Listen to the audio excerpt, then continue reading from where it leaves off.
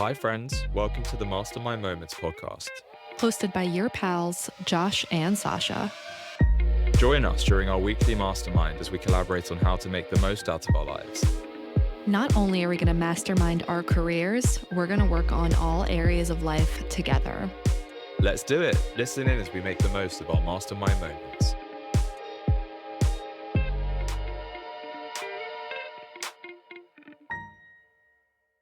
Hi. Hello. Hi. Hi. Okay. I was just saying before we started that we didn't prepare for this episode at all. So we're just here chatting. Do we ever prepare for an episode though? Yeah. I pick a question 2 seconds right, before. that too, yeah. Or the wheel picks a question. Yeah. Where are we? We're in Alexandra Park in North London. It's cute. And this park is really cute. Yeah, it's really cute. I love it. I live near here, so easy spot. Yeah. And today's episode is a little bit different because we're here with, our favorite Josh, the co-host. And then you guys have seen Danny before. You've been on an episode previously.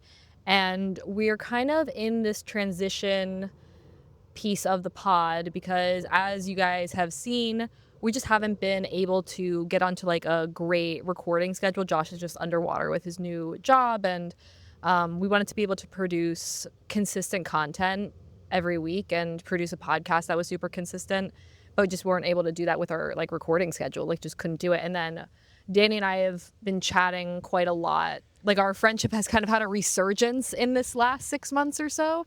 And we were kind of toying with the idea of, oh, well, what if you had more guests on to kind of take Josh's place when he's not able to record? And then I was like, would you want to rotate in as the three of us rotating through basically every episode? We're rotating through co-hosts essentially between the three of us. So we're kind of here chatting through the transition, and well, welcome to the team. Thank you so much. I think I'm aware that it's still going to maintain as Sasha and Josh's show, and I'm kind of there to fill in when there needs to be a fill-in, and that's quite exciting to just know I'm sort of on retainer, but as a familiar voice, so that Sasha's never left in the position of, I guess I'm just doing this by myself, let's see what happens, because you're already doing that with another podcast anyway, so she's a busy gal. But yeah, so I'm Danny. I currently live in London, same as Josh, just living life, learning, growing, evolving, doing all that. Don't know what more to say as an intro. Yeah, I think, this podcast for both of us has been such an amazing outlet. Yeah. Almost and we say this every week, is kind of extended therapy session every single week that we have with each other just to vent and to mastermind through things. And every time we've had guests on, it's always been an amazing way of reconnecting with them, but also kind of bringing them into that world of working our way through things. And so with my situation at the moment, I'm extremely busy, and it's been difficult for us to arrange any kind of a schedule, like you said. So to be able to bring someone else in on that blessing that we've created, I think is a really nice thing to do. And I can't think of anyone better than Danny. Thank you. I think it's also nice because we come from the same world. We all met around the same time on the same course. Shout out to Tony Robbins, Global Youth Leadership Summit, which I'm sure you've touched on a million times. But it's nice to know that we share a lot of similar values, communication styles, and a lot of the guests that you guys were bringing on are people that any of us could have sat and spoken to anyway and would want to. And it's a nice way, like you said, to reconnect with them and also talk through things and get a better understanding of where everyone's at in life, because we don't get to do those check-ins that often. Even this sitting here together is really crazy because we all do live everywhere, and it's just nice to have a platform to reconnect people on. So I'm glad to be stepping in and being able to be part of that and continue on with just the energy that you guys have put in, which I think is a really nice space that no one really gets to have. And you've created something where people get that, which is lovely. As far as the conversations go and as far as the transition goes, we're not saying that Josh is going away forever. It's just when Josh has the time and ability to record, we'll get on and have our episode like usual. And then when he's not available, we'll have Danny pop on and we'll kind of rotate between the three of us who's chatting through everything, because we just want to be able to produce content consistently. And something else I'd say too about this is, because we come from the same world and because the basis of our friendship is the same, I've had my individual friendships with both Josh and Danny. We came from the same group of 16 of us essentially. And I'm still close with half the people in that group. But I'd say because we came from the same world, we have the same kind of discussions where we sit and chat through the same things. We'll like talk about the same struggles, the same issues. Like if I'm sending a voice message to Josh, I might be sending the same one to Danny. They could be interchangeable. I mean, we've talked so many times, like Josh and I have our own separate relationship of just voice messages, but also Danny and I also have that same relationship. It's definitely developed and changed through the years for sure. About 10 years ago, we were like ridiculously close and then kind of went through a lull for a while. And now we're like super close again. And like Josh and I too, like we've gone through ways where we've been really, really close and then ways where we just like have gone through lulls too. But that's just the nature of having long distance friends. But that's to say, the basis of the relationships are the same and the depth and content of the relationships are the same. And these types of conversations around masterminding, around goal setting, accountability, mindset work is the same because we grew up in the same environment. So it's definitely a different flavor and a different taste. And I think it's going to be different perspectives. But overall, I think it's going to be still the same basis. At its core. Yeah. Yeah, 100%. And I completely agree. As I was saying about the guests we've had on, and as Danny alluded to, pretty much I think every single guest we've had on has been from the Robbins environment, right? So it's the same kind of conversations. In reality, nothing is really changing. As I said, or as you said, I will come on when I can, and otherwise it's the same kind of conversations. It's the kind of, the deep emotional, spiritual, I don't want to bring the Robbins name into it because, I think we're all quite away from that now, but the Robbins type conversations, if that makes sense. I think, as I said, it's a beautiful thing that we've been able to experience over the last couple of years, and those conversations are not going to change.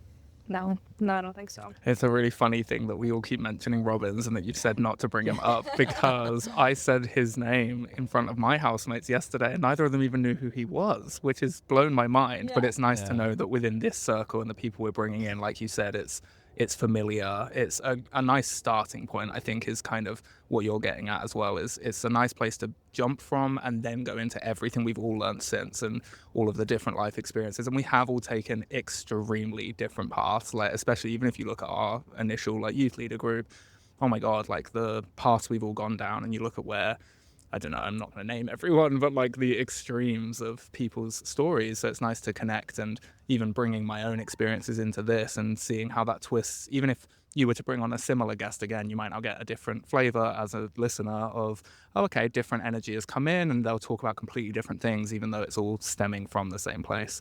So yeah, that's me. That's how we're joining in and how I'm like taking a step in. It's pretty crazy too. Actually, when you say that, like whenever I ask someone if they know Tony Robbins and they're like, no, honestly, it's kind of a perspective because the amount of people that he's helped and the amount of like the impact he's had and for everyone not to know who he is, I think says so much where it's like you can do the biggest things in your life ever and people will still not know who you are. And like, there's something kind of comforting in that where it's like, at the end of the day, we all live and die, and it's really the in-between that we're just enjoying. But I don't know, it's been very cosmic. It's been really cool to kind of have friendships with both of you guys over the last, I mean, it's got to be somewhere between 10 and 12 years, 10 and 13 years, something like that.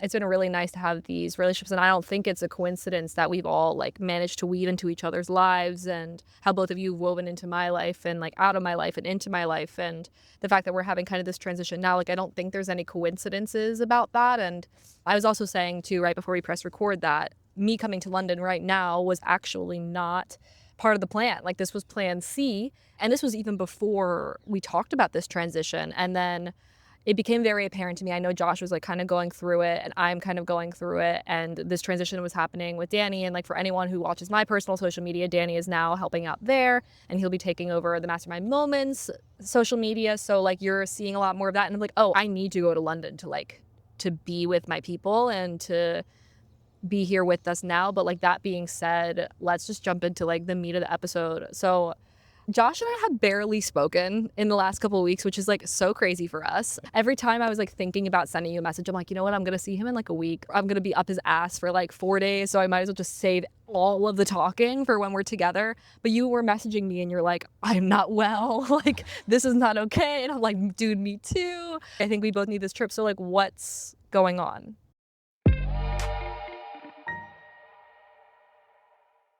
Yeah, I mean, at its core, it's work. Everything in my life right now is centered around work, and it's just very full on, and it has been for the last couple of months, but it's definitely got worse as time has progressed. I've been working hard, and I went into this job with a new work ethic of, I really want to settle and build a career at this place and not have to jump around and, just really progress through the company for the first time in my life. And I've really been embracing that. And I have genuinely, and I've said this so many times to you, like, I've enjoyed the job a lot. The issue is there's a balance between enjoyment and working too much, because even though I'm enjoying it, well, as a result of enjoying it as much as I am, I'm overworking myself. And I've said to Sasha a couple of times in the last couple of months, I don't know if I'm about to burn out or have a breakdown, or if I'm really loving it. And there's a weird kind of dynamic between those three. I think last week or a couple of weeks ago, I did experience burnout of some sort. I just felt mentally and physically defeated. Like, I was exhausted. I was emotionally completely drained. I mean, it was a tough week for many reasons, outside of work, but inside work. It was just one of those weeks where, I was covering the work of basically 6 people, and I was being shouted at and called names, and it's not a normal week in this job. Like, it happens sometimes when you're in a customer-facing environment, I suppose. So it just took it out of me, and I was working, trying to resolve everything. I was working that week. I worked until 9-10 p.m. twice or 3 times. It was exhausting. And by the end of it, I felt depressed. Like, I felt like there was no serotonin in my body. I felt like, we've recorded many times when I've been on a come down in the past. I felt like I was on a come down. It was really extreme, but without, any kind of substances. So yeah, it's been difficult finding the balance, and I made sure with you being here this weekend that I was going to just put work to the side and not touch it for a few days. And then, of course, on the Friday, which I was trying to move most of my work to next week, Friday was one of the busiest days I've had at the job, which is when you arrived. Not a big deal, I napped. No, exactly. It kind of worked out, Yeah. but yeah, exhausting. So I think it's interesting because you spoke about the exhaustion, but also the excitement, and then also the feeling of burnout. And like, all of these things can and do and will coexist at once. And I think more than anything, I guess it's what will you do by being aware of that, which is the first most important part, is clocking, okay, things aren't quite what I want them to be, even if I'm heading in the right direction. Because I assume, like you said, you want to continue moving on that path, doing better at work, working more, feeling stronger in your career and feeling like you're going somewhere. In order to get there without continuously feeling this burnout, even if you do have to work as much, what can you do to sort of mitigate that? What can you do to put in place to secure, I guess, some more wellness in the time that you do have, or even while you're working? Yeah, it's a very good question, and it's crossed my mind a couple of times. And I think the last time we recorded, even a couple of weeks ago, I basically said that from that moment, that recording, I was going to ring fence time. So make sure that at the moment I'm ring fencing time to socialize or to record, and then work is just getting crazy and I'm working into the night and having to cancel my plans. I need to actually stick to my boundaries and really, really set boundaries and stick to them, basically, I think is the really important thing. I think it is really important that I'm aware of the situation that I'm in and how dangerous it can be. And I think last week experiencing that burnout it wasn't a nice feeling, and I don't want to experience that again. So I think the most important thing genuinely is just, if I've made plans socially to have fun outside of work, I stick to those categorically. And I think it's about not just sticking to those plans, but actually scheduling every single week to have that time. I think that's it. I think that's what it boils down to. Because if I'm allowing myself that space and enforcing that space, then why would I feel overworked, you know? Do you feel like this is the level of work that will continue? Or do you feel like part of this is sort of the stepping into a new world and a new job, even if it's familiar kind of work, and it feels maybe as you get used to things and as you get familiar with the company, it might ease off, or you might get in the flow of it, or it feels like it will I think it will continue this way. Okay. I think it will continue. Things are particularly manic at the moment because we are short-staffed Right. on my team. My vision for my career at this company is that I prove myself, which I already am. You know, they're very, very happy with the work that I'm doing, and I progress quite quickly, and therefore I'm not on the front line, which I am at the moment, and I can step into more, you know, senior positions and really progress into something, you know, meaningful. At which point the workload will be, I mean, it'll still be busy, but it'll be less intense and less customer facing, which has always been, as I've said so many times before, what sucked my soul. You know, speaking to these customers and having them talk to you the way that they do sometimes is horrible. So yeah, I think the progression over a few years, it will calm down. Right now, I've kind of seen this intense workload as a sign to actually take a step back from my extracurricular activities, not from a fun perspective, but, you know, from a business perspective, the brand that I've been trying to build outside of work. I think I need to put that on the back burner temporarily, and I will come back to it. But for now, I think in a way, this is the universe kind of pushing me in a direction of saying, you can't balance both. You have to choose one and stick to it and do the best at that one. And then in the future, you can focus on this other thing. Yeah. So I don't think it will get less intense, but it's about how I approach it. Yeah. You know? Do you feel like you have people at work yet that you can talk to about how intense it feels? Yeah. Okay. That's Yeah, good. definitely. So when I joined this team, my manager told me about a group chat that they have without her in it, Nice. where they can just vent. Basically, she set it up and then she left the chat, and it's just so people can vent. And you know, I have a great team. They're really, really good. I mean, it's very small. It's like 2 of us at the moment, but it will build up over the next few weeks. We've just been unfortunate with people leaving and being sick and some crazy things happening. So yeah, I do. I have a very solid team, and I think that's really important. I have a great manager as well. I think arguably for the first time in my life, you know, I really, really like my manager. It's a good setting to be in. It's a very good setting to be in, but I just need to respect myself more and my own time more. I've definitely found in the years I've worked so much like retail and other customer facing roles. My current job is, although I'm not selling anything, it's still client facing. And there's definitely days where when I'm at my absolute, I have zero to give, 0% energy. I'm just not able to show up for that work. I've kind of, maybe this is my acting background, but I've found characters within me that I can step into that sort of take over the work so that I can kind of switch off. And it's always been at the point where I've learned the job well enough to be able to do that.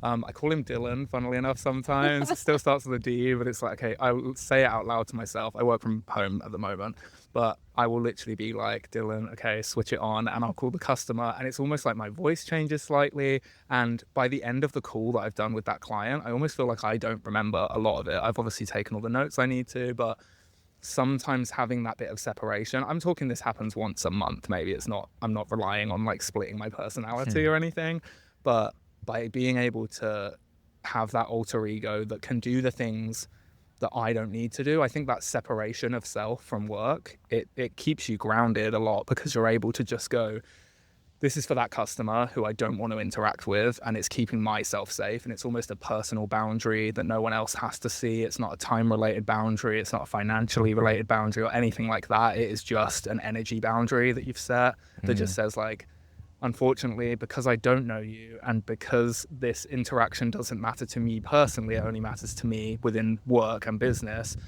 you don't deserve necessarily to take that energy from me right now, and I'm going to preserve that for myself. You get to meet this mask that I'm going to wear for the next half an hour.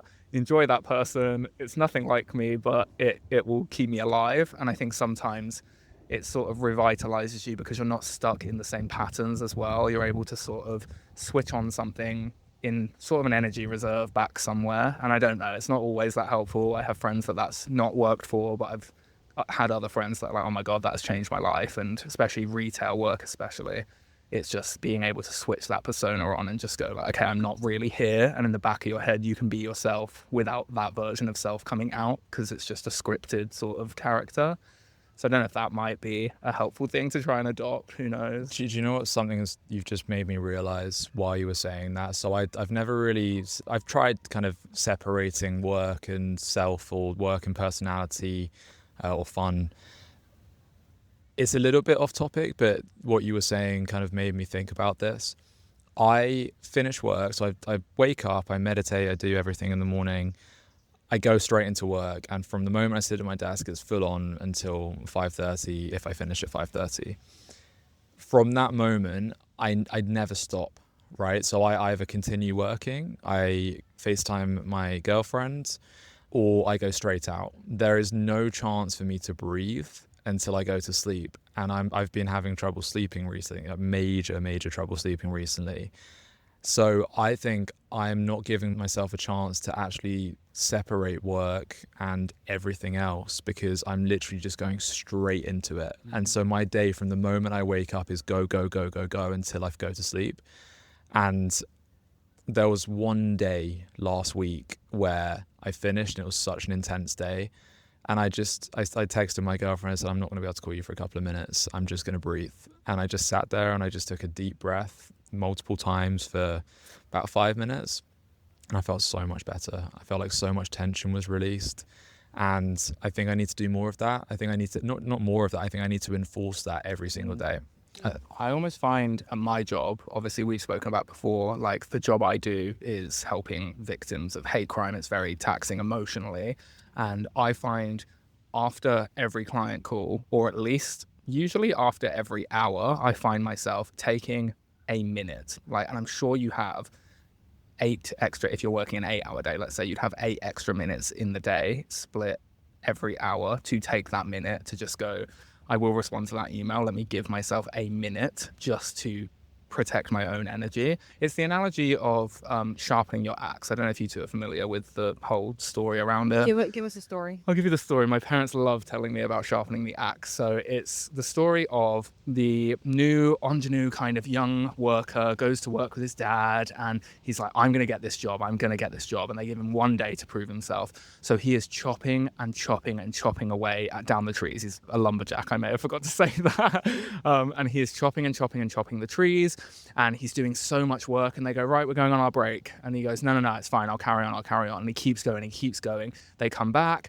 They work for a few more hours. They go on lunch, and they're like, right, you need to take your lunch break. Nah, I'm getting this job. I'm going to work for the entire day. And he keeps chopping, and he keeps chopping. They get to the very end of the day, and he waltzes into the office really cocky. Okay, give me that job. And they went, we're sorry, we cannot hire you. And he's like, I am the only person that worked the entire 10-hour day. Everyone else was taking breaks pretty much every hour. What do you mean? I must have chopped the most wood. And his dad turns to him and went, when did you sharpen your axe? And he's like, what do you mean sharpen my axe? I was working too busy to sharpen my axe. And they went, well, on our breaks and on our lunch break, it's really easy and it's really relaxing. And we're also eating and chatting and socializing, but we're sat there sharpening the axe. So when we come back, what's going to take you 10 minutes to chop that tree down is going to take us a minute, because we're ready to do it. And we've utilized the break and the rest to also better ourselves to go into that job. And so he comes back the next day and he learns to sharpen those axes, and he takes those breaks and he cuts down double the amount of trees that he'd done the day before. And he learned the lesson of sharpening his axe. I was also thinking too with all of this is 2 things. Number 1, all 3 of us work from home. So something else that, as much as I love working from home and as much as I love being remote, one of the downsides of working remotely is that the commute is actually a really nice time to wind up and to wind down from your day. So and as much as you save that time elsewhere, like you save that time, and you can do other things, if that's meditate, whatever, you're not having a wind up or a wind down time. We talked about your meditation, which is like typically your grounding, your centering, which you've said has been the most impactful part of your day and the most important piece of your day. And at the same time, you're missing that wind down time. So you're not coming off of your day. You're not coming down from your day. So maybe it looks like throwing in a 5-minute meditation after your work day before you jump into the next thing. Also, something I was thinking about as a working from home is you have the luxury to set up the environment as well. And for me, when I'm working from home, my favorite work setup is like a standing desk to laptop situation. I got music bumping. I'm dancing. Recently in my mom's house, oh my God, I'm so into this. I wish I got it on like video, but I set up my computers and I have my mini trampoline, my rebounder, and I have a rave playlist going, and I'm literally jumping as I'm working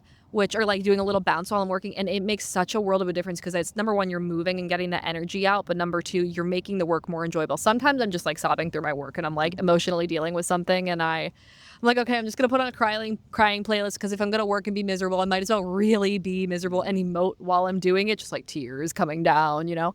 And it's funny because once I go into the office, I'll tell my work life, I'll be like, I really just want to cry right now. She's like, you can't do that in the office. I was like, if I was home, I would just be crying while I'm working.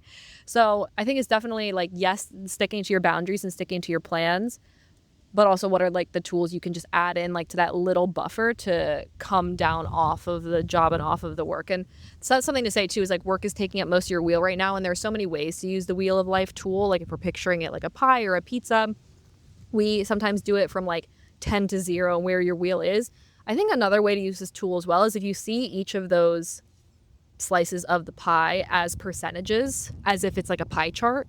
And right now, that work piece is what, like 75% of your life, and then everything else gets squeezed into the other. Like the next biggest chunk would be probably your relationship, and then your spirituality, and then everything else falls to the wayside. And listen, we've always said this, there's seasons of life. Like there are seasons of life where it's going to be imbalanced like this, and you are in the middle of it, and you have your reasons why, you have the grit and determination, and you have like the light at the end of the tunnel kind of, and you kind of know what you're shooting for and what you're striving for. So it could just be seasons of life in the imbalance because you know that you're going towards something. So as frustrating as it is, at the same time, in the grand scheme of your life, this is the season you need to be in right now to do the thing that you want long term. Yeah, for sure. I think I'm definitely in that season of my life where work is my priority for many reasons. You know, I'm saving money. I'm trying to build a future as I enter my 30s in about 2 weeks, which is fucking terrifying. But I was saying to Sasha earlier, I'm actually really excited to enter my 30s because I've made a lot of mistakes in my 20s. I've spent half of my 20s making enormous mistakes and not living. And I feel like I've learned from those, and I'm actually entering my 30s at the perfect time in many ways. But part of that is focusing on work right now so that I can build something in my 30s to be proud of, which I wasn't able to do. What lessons did you learn in your 20s? What lessons did I learn in my 20s? Great question. It is a great question. It's a very complex question for me. I think the biggest thing, when I say lessons, I think the biggest thing is actually realizing that there are no shortcuts in life, right? And if you want to make lots of money, if you want to have a family, any of the really good stuff in life, you have to work for it. You have to be prepared to give it time and patience and perseverance and hard work, because that's the mistake I made until I was 25, until I stopped gambling. I was chasing the instant gratification. I wanted the get rich quick scheme, and it just didn't come, because I don't think in reality it exists unless you happen to win the lottery, which the chances are almost zero. You know, it's just not going to happen. So I spent until I was 25, and then even after that, trying to launch these, get rich quick businesses, drop shipping, all these different things. I was like, it's going to make me money like instantly, but it doesn't. It doesn't. You have to work hard. You have to give it time. And we said this earlier, comparison is the thief of joy, right? And I've spent a lot of time in my 20s comparing myself to other people on social media. It's a very common thing these days, and looking at other people my age who are traveling full time and making loads of money, and I'm not there yet. But if you look at so many of the most successful people in the world and the wealthiest people in the world, it took them till they're in their 40s, 50s, 60s sometimes to get to that point. So, and some of them started at that age as well. Exactly. So, yeah. Exactly. We're so young, and I keep seeing this thing. It's like Instagram knows I'm about to turn 30, which I guess it does. If your life was a 24-hour clock, when you turn 30, it would just be 7 a.m. Wow. Right? So you've barely woken up. And, we're so young. Yeah. We're so young. I also love leaning on the idea that, like, if we turn into an adult at 18, supposedly, you're just a 12-year-old adult. Like when you hit 30, it's like, I've only been an adult for 12 years. I've not been doing this for 30 years because up until 18, I had my little handheld in so many ways. And so, I don't know, I have an interesting perspective when it comes to, because I'm also turning 30 in like a few months, is that my brother's so close in age to me. He's 10 and a half months younger. And my brother, in the last couple of years, I mean, he's getting married this year. He's started his own business. He's bought a house. Like, he's doing all of those like adult things. So there's that reflection of like milestones of being an adult, and it can be very easy for me to compare. And I don't know, one thing that was nice for me is leaning into like, okay, we'll just be a union of brothers where I get to do all of these fun, crazy things over here while you're doing the serious things there, and we'll like lean on each other, which saved me a bit from that comparison. But the other nice thing I've noticed is a lot of my friends here in London are in their sort of early to mid 20s. It's just happened to be when we all met at drama school. I'm a lot older than them. Even if they are or aren't achieving things that they wanted to achieve or things that I would have wanted to achieve by this age, the thing I'm noticing more than anything, which you don't see on social media, is the development of personality and the growth as a human being. And that doesn't come from achieving those things. Some of the richest people I know, some of the people I know that are married, etc., are so unevolved emotionally and spiritually. And I look at that and I go, well, that's not measurable. That's not photographable necessarily. That's very hard to get across online, or even meeting someone like face to face. It can be very hard to pick up on that immediately.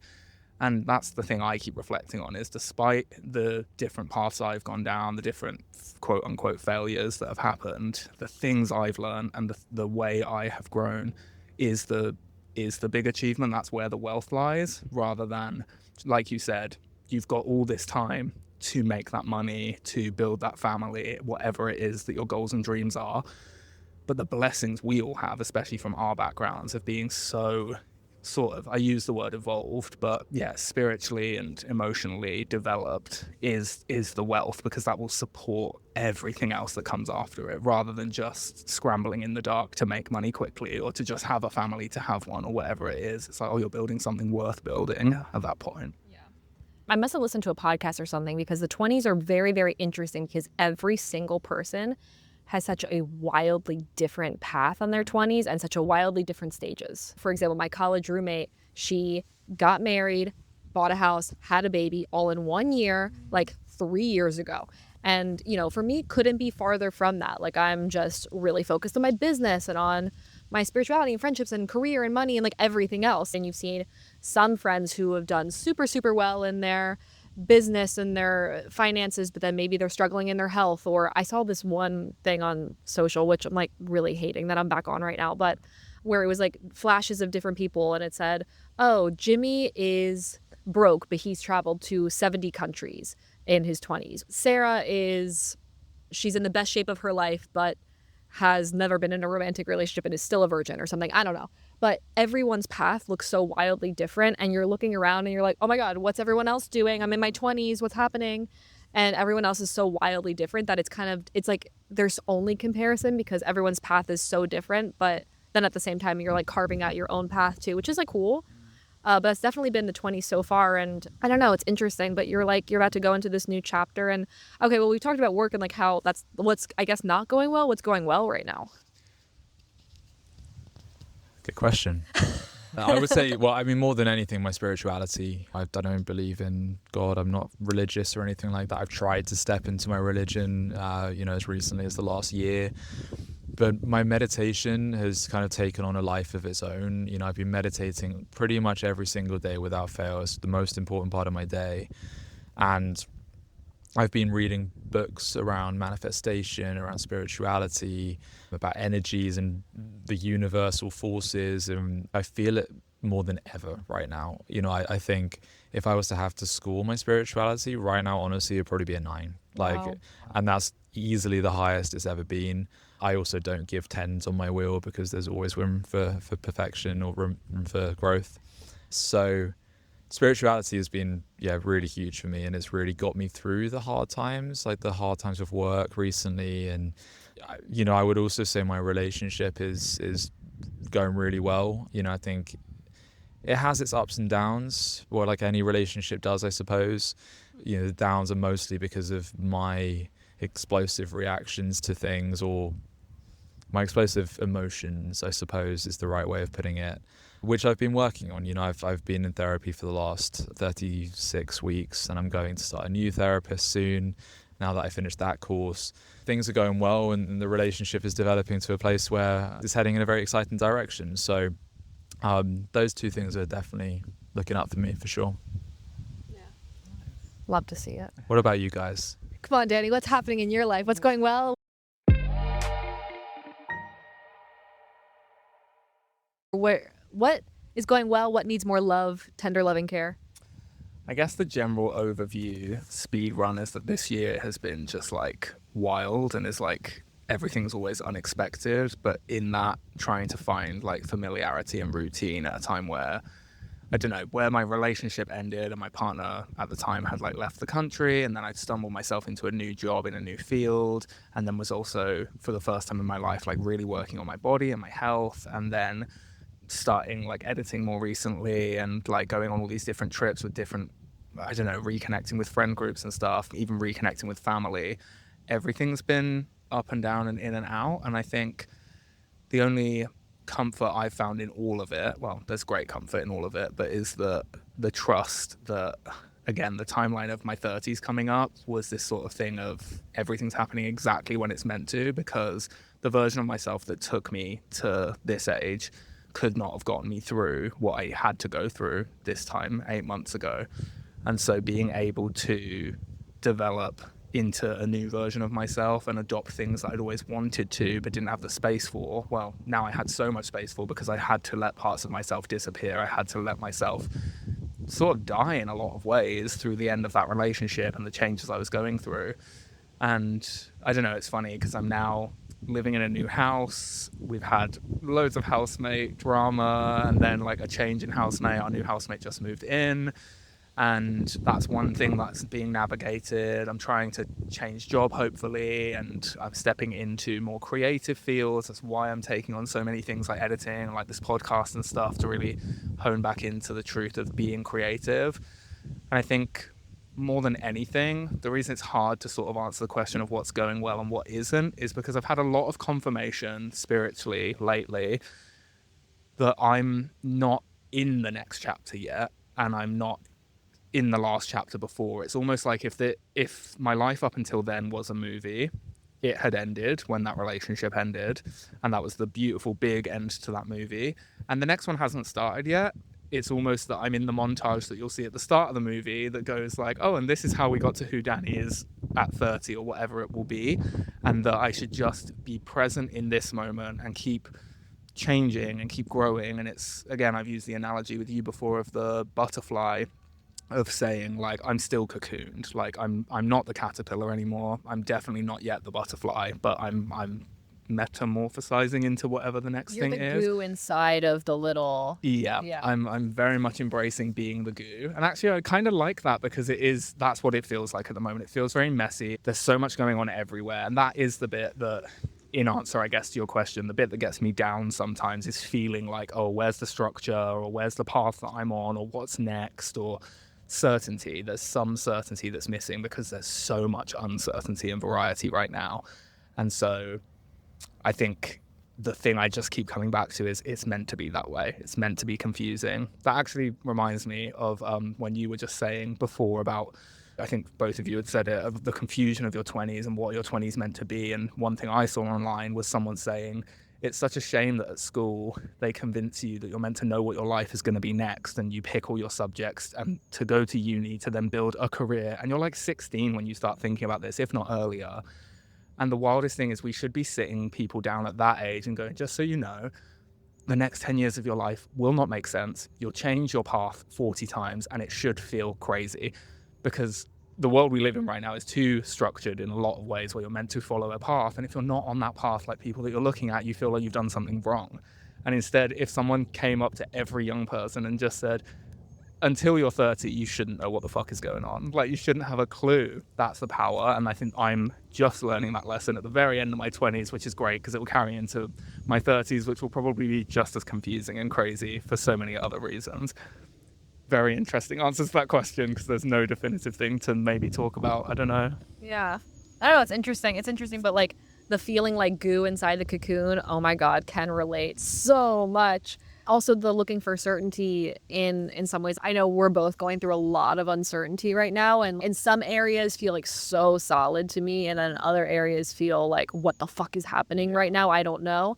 And the thing you said about the movie, I also really relate to, where I don't know, I still feel like I'm in the movie. Maybe it's more of like a TV show for me, where it's like ends of seasons and, you know, things like that. But maybe you're in a spin-off in-between series that's like Sasha's little round-the-world journey before going into the next season. that itself was a fucking movie, dude. Or like a TV show or something crazy. But, or if you want to watch Wellness Unhinged, we have 300 episodes on my personal social media where you can watch the craziness I got into for a year.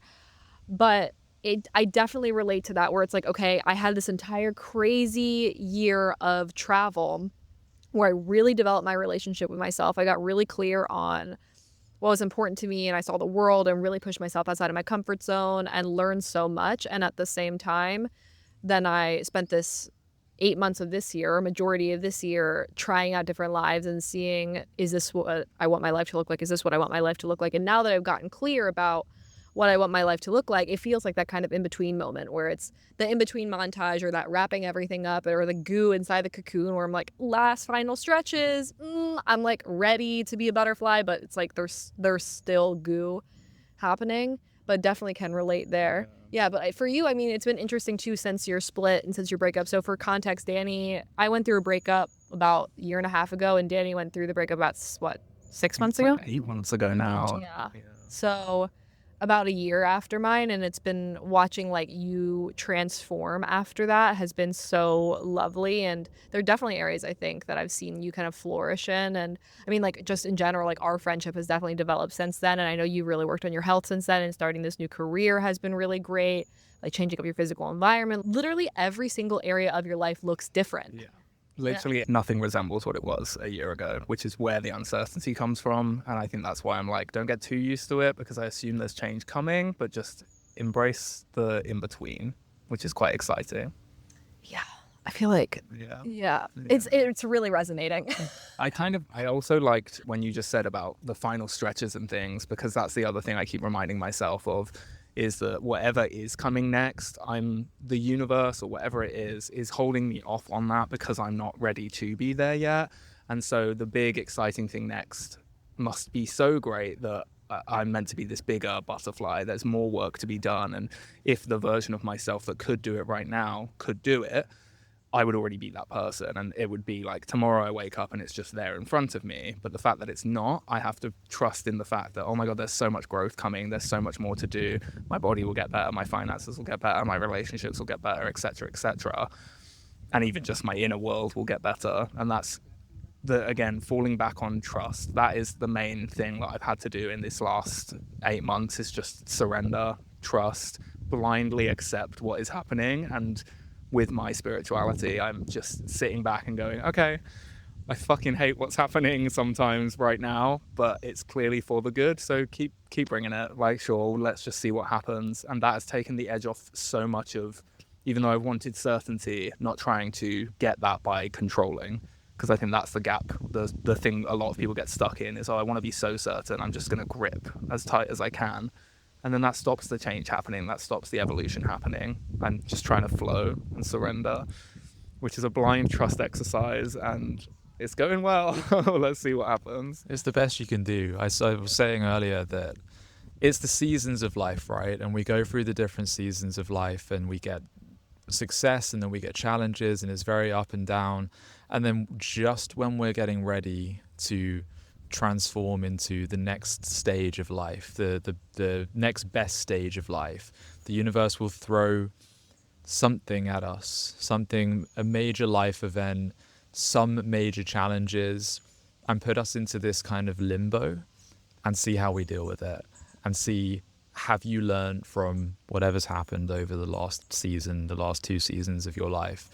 And are you ready for that transition? And it sounds kind of like that's where you are at the moment. And, you know, as long as you flow with that, and you trust in the time and you're putting the energy out there, which it sounds very much like you are, it will happen.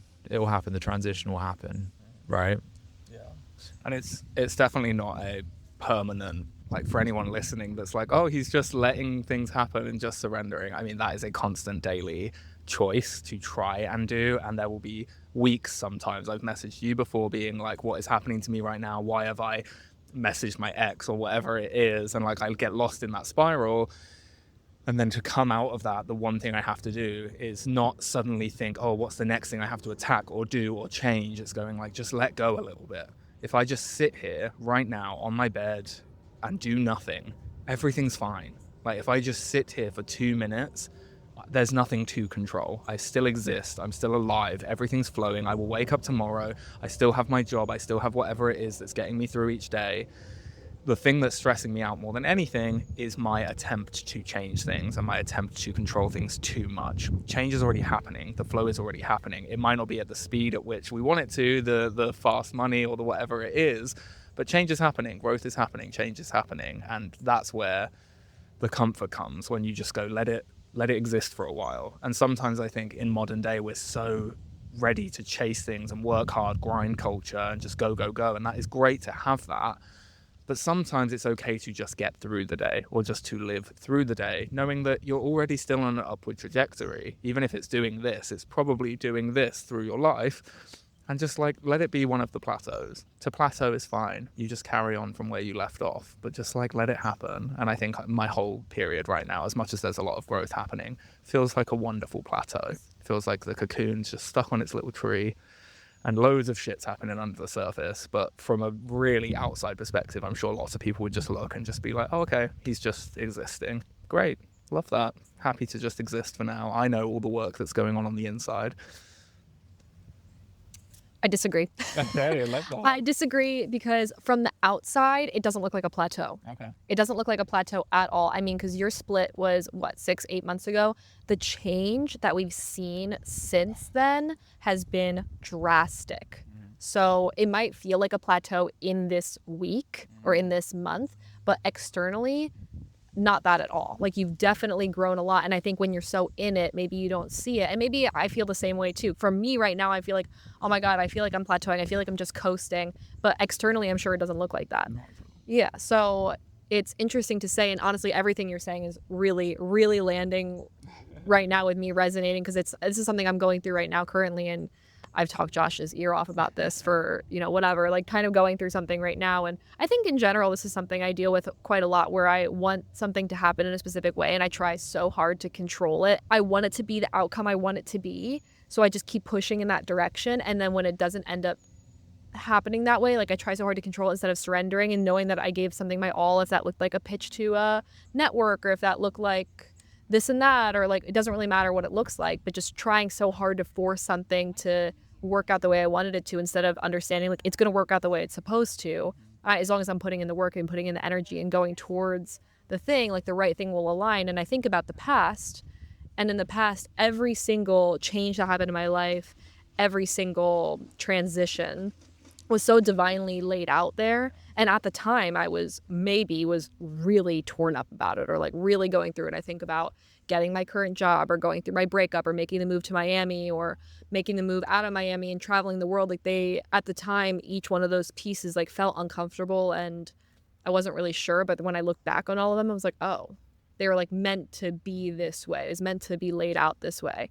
And I think literally looking back at my entire life, it's all of that, over and over again. So definitely a reminder for me, where it's like, sometimes you're just the goo in the cocoon, and you got to stop trying to fucking control everything. Yeah, I think looking back and actually identifying the different phases of your life as to when that's actually happened, just like you said, you've looked back and you go, well, this happened and then that led to this and that led to this. It's so important. I think it's so helpful in times like this, when you're in a bit of a transition, entering a new phase, a new season of your life, to look back and go, everything's always worked out the way it was supposed to and led me to where I am today. So this is going to work out to get me to where I'm meant to be next. I think it's really important to do that. I think it's interesting as well to think that those different cycles happen in the different areas of your life, in the different areas of that wheel, and sometimes they all crash together at once. Like, I've definitely experienced that recently. Again, we're kind of all in that Saturn returns era of life, so all of us will have those big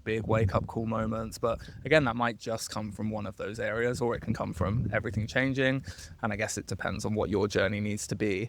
But I think when you're looking back, it can be so easy to filter it on I know one of my housemates, for example, she looks back on her life only through the eyes of career and doesn't take the time to go, yes, but when that career felt like it was at its bottom, you had the best relationships of your life. You had so much money as well because of the work you were doing in your day job and like stuff like that. And you go like, just lay out a really even picture that the ups and downs are also supported by the inverse almost. And yeah, sometimes they crash together, but like you said, like having a really good look back and going, hey, I survived it last time, and everything that came after I couldn't have done if I wasn't the person that I had to become through that thing.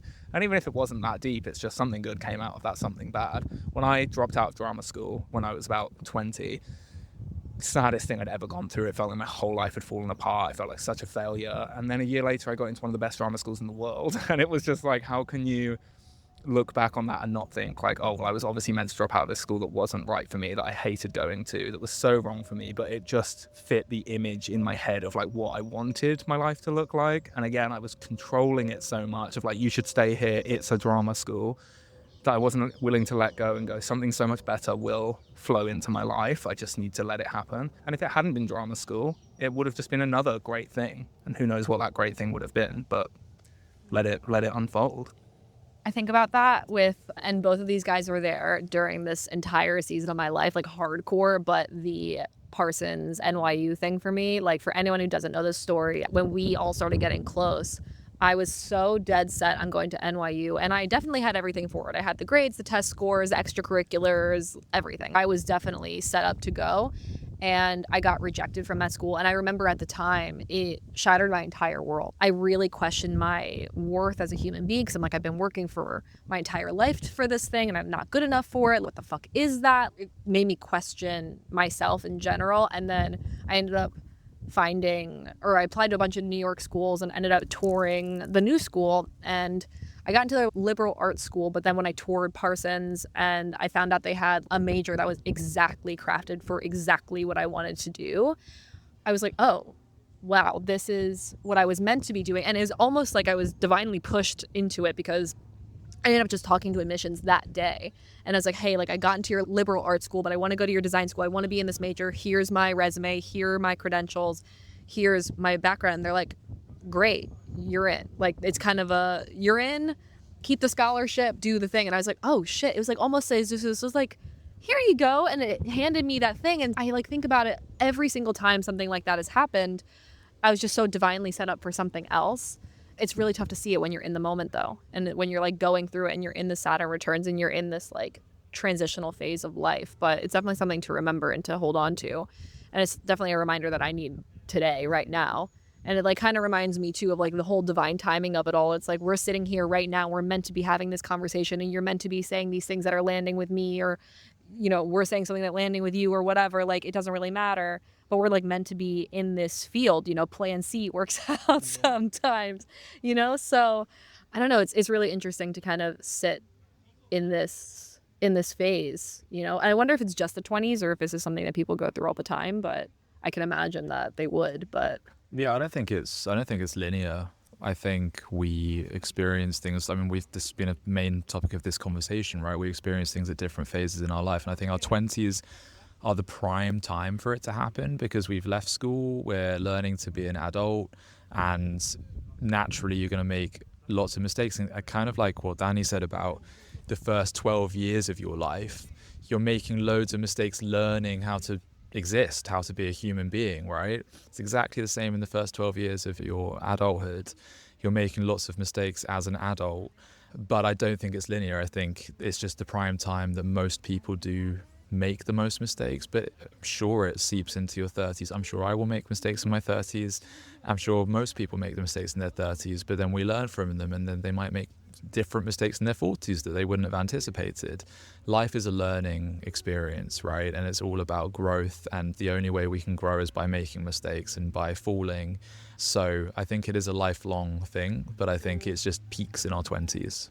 I may have even said this quote the last time I was on the pod, but it's remember this scene in the movie of my life, or remember this chapter in the book of my life. And it's something I always lean back on, is that a movie would be so boring if it was positive thing after positive thing. And the best parts of the movie, the bits that touch you the most, is when someone gets something finally after their saddest moments, and you see why that sad moment happened, and things unfold how they're meant to. And I just always have to trust that. With the comment of things not being linear as well, it's like, I think up until your 20s, things feel somewhat linear because you go through school with people at the same age, and your siblings are growing up alongside you, even if they're a different age from you and stuff. So you almost track things side by side, and it's the only difference is, well, they're in a higher set in a class or something like that. But once you get into your 20s, that's when things start to shift into, oh, okay, they've gone through that breakup, or they're getting that promotion. And as time really goes on, it's like deaths come into it, divorces come into it, births come into it, like this massive nuance of the painting of being a human being. And everyone will go through those different things, but I think the things that stay true is the griefs that you go through, and then the joy that you go through, as that sort of like swinging pendulum of the parts of your life you have to let go of, and then the parts of your life that you get to embrace next. And what would the movie of your life be without that swinging pendulum back and forth? I mean, if you painted a painting as just your favorite color, you just have, for me, I just have a massive green square on the wall. Yes, I would love that, but it's not as nuanced as adding all of the dark in there and all of the light in there to then make this beautiful landscape of what my life would end up being. Yeah, completely. Like, you need the good to have the bad. And I think the same thing with the Wheel of Life, and we say this all the time. This is literally the basis of the entire podcast, is that there are always areas of life that are going well and always areas of life that are not. And in the same way that you told your friend to paint the entire picture, I urge us to do the same. And it's something actually I'm really excited about, that every single week, I know we've talked about this, I don't know if we've talked about this, with the Wheel of Life this year, what I've decided to do is every single Sunday, I rate each of the areas 1 out of 10. And so by the end of the year, I'm going to have all this data about, like, I could set up the data in all these different ways. It could be like, what area was the best this year, like in times of the year, like a line graph, like ups and downs, like when was the best time, where was the best time for me, all of these things. I can like look at all of them and have so much data about what was I doing in these times, what areas were going well, what areas were not going well. Because, you know, I think about it in terms of, honestly, I think the best example is like breakups, is, at least for you and me. I remember going through that split, and like romance was at a 0, but my friends and family had never been better. My physical environment, traveling, had never been better. And I think about like that trade-off where it's like, yeah, maybe my romance went to a 0 or like a -10 or whatever, but my friends and family and physical environment were like 10 out of 10. Or the fun and recreation was 10 out of 10. The personal growth was 10 out of 10. Like, it's like that area maybe went down, but that energy really distributed to these other areas of life. I think this is where I want to adopt your other pie chart that you spoke about earlier, where like doing the percentages at the same time as the scale, because it would be so interesting to see that, yes, relationship is at 0, but I know for me in that first month after it was taking up 90% of my energy. And so, yes, all these other things, they were taking up 1% of my energy, but they were so full. And so you're able to look at it and go, not only was it at a 0, but that 0 was all consuming. And then as time goes on, it's interesting to see how it fluctuates in both directions, how it takes up less percentage of your life, but also that area may improve. Or for me, relationship, if we're just talking romantically, is still at basically a 0. Like that's just a dead relationship there, and I have none currently in my life. Great, that's not what I want right now. It's now on like a 5% because it's like, well, that's just not in the picture. So although all the other things in my life have been fluctuating, the main thing that's fluctuated is the percentage of them that like consumes my time and my energy and my thoughts, even though the percentage of the relationship has not fluctuated in those 8 months. Yeah, I love that. I think it's so important to actually understand the percentages and where they are. Is it Tony Robbins that says this? Where focus goes, energy flows, right? Yeah. Was it Tony Robbins or someone else? Right, I thought it might have been Harry Singer as well. Maybe, yeah, anyway. I don't think that. But where focus goes, energy flows, and that translates directly into the pie chart, into your wheel of life. where you're putting the most energy. Like right now, for me, it's career and contribution. They're the two biggest things by far. And they are probably, and some spirituality, I suppose, as well, is up there. They are the highest rated right now. And so I think it is relative, but it'd be so interesting to do what you're doing and look back at the end of the year and see where you are in relation to that and how they compare as well. I'm actually doing something similar this year. So my gratitude journal, I've written 20 things every single day without fail that to be grateful for since the 19th of January. And at the end of the year, I want to take a picture of every single page, put it into ChatGPT or something, and just collate what was I the most grateful for this year, what was better in certain months, and just look at the data. I think it'd be so interesting to do like that. one of those word clouds. Yeah, the biggest words exactly. that stick out. I think that'd be really so cool. Cute. Yeah. It is nice to find different ways to acknowledge, because I think when you look back on it, like we were just saying, if relationship felt like the biggest thing, you may not realize the amount of times you wrote your mum's name in that journal or something like that, and you're like, oh, actually that was a consistent thing, and I just take that for granted because I'm constantly grateful for it, but it's just in the background. But so much of my focus was on something else. And maybe for both of you, by the end of the year, you'll come to realize, like, oh, this thing this year that was so consistent for me, I kind of took for granted because it was so consistent. But actually, to look back on it, it might shock both of you to go, wow, I should really give even more gratitude to that thing, or express that gratitude if it comes in the shape of a person or a place or something like that, which we could all afford to do more of anyway in the real world, because it's great to do it in a journal and in a pie chart and in our head in meditation and stuff. But I think to embrace it more is just to walk around the world with that gratitude, and that does embrace love and joy and everything into the way we walk through the world as well. Amen, dude. Amen. What do we think, guys? Do we have anything else to say, share?